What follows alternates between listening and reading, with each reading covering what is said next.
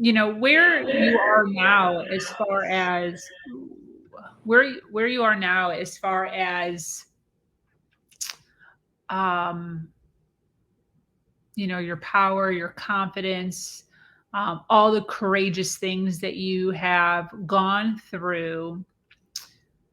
you know Most individuals have had to overcome some sort of limiting beliefs that they've had in their life, whether it was given to them culturally or by society or by their parents or their grandparents or their friends or school. What would you say is one of the limiting beliefs that you really had to take a hard look at and set aside in order to get to where you are now?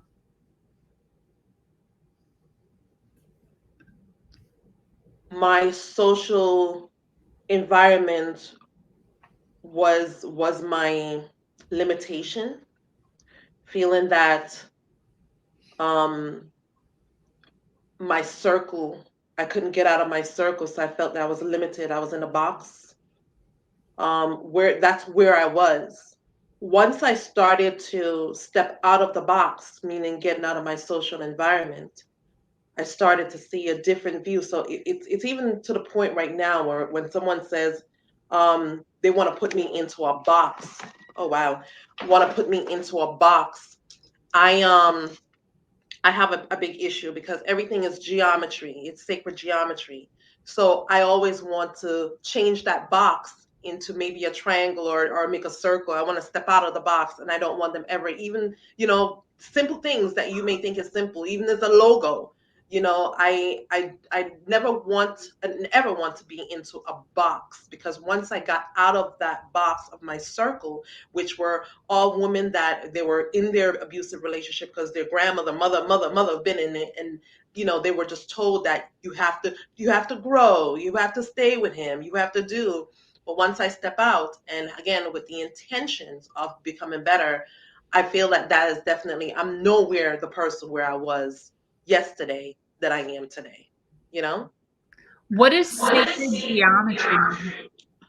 sacred geometry.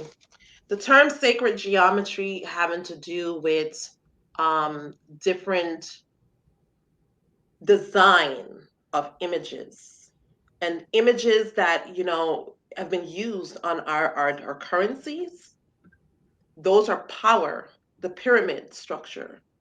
Sacred geometry having to do with how frequencies as well, how the power of frequency works with the design, the geometry. Sacred geometry having to do with how, because frequencies has a lot to do with the structure of a geometry. And that's why even with currencies like the dollar bill, there's a pyramid structure. There's a reason for the pyramid. There's everything that is on such powerful things, even at the White House, they have sacred geometry. Even in secret society, there's a sacred geometry. So even the way how your home is designed is a sacred geometry. So, and that all having to do with frequency. And that all have to generate with power and also the frequency within you because we're built on frequency. So when you're in a box, that's a frequency and that box is limited. When you're in a circle as the heart, it's circulatory. It's a little deep, but sacred geometry having to do with the structure, the frequency within the structure, and the dynamics of it. So anything that you're doing, even when you're working towards goals, you have to have certain geometry and the image of it. So that's basically what that is in a compound. Do certain shapes mean certain things? Absolutely. The pyramid structure has meaning. Um, if you don't mind, I'm so sorry. Let me grab a cord here because I see that this is about to die. So give me a moment, okay? Yeah, of course. Lucy, limiting beliefs.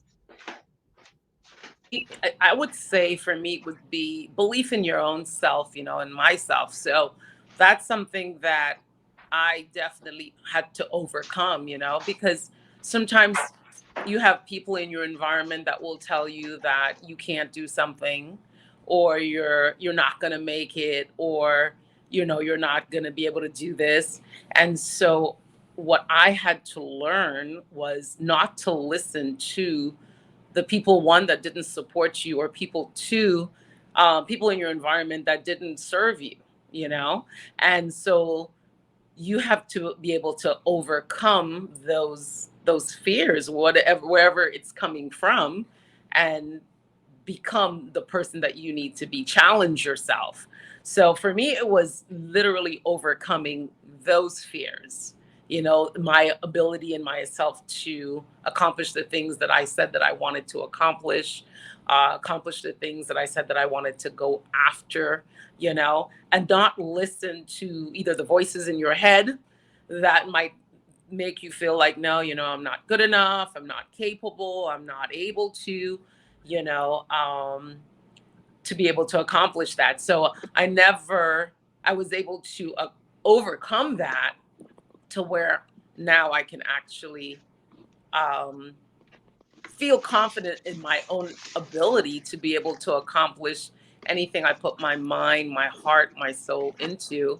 It's just a matter of time, because I really believe things in life happens to us, but it's kind of how we react was what makes all the difference, because things are going to happen, but how you react about what happens to you, or what you do with what happens to you, is how you are going to actually win from that situation. So you're supposed to take from every situation the positive and move on and learn from it, right?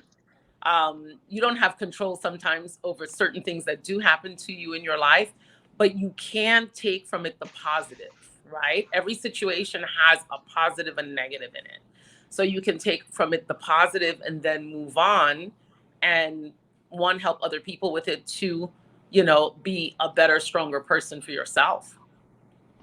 Definitely. I agree with that.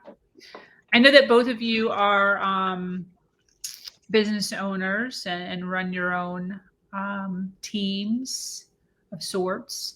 I'd like to ask you, what does success mean to you? Success means to me getting the results that your intention was, um, that you manifested. For me, being an holistic practitioner, as a licensed massage therapist, um, a quantum, therapist that basically help clients to balance out their chakras in healing. A therapist that basically help people to look their very best. My result rate has been, I would say, and this is what I say, at least 95%. I say. Um, Success for me is knowing that when my intention was set to help to elevate, lift, relief, pain from the body, and a client rise from the table and say, "Oh my gosh." My success rate has been where a client have actually invested in my craft, my skill, and they feel satisfied.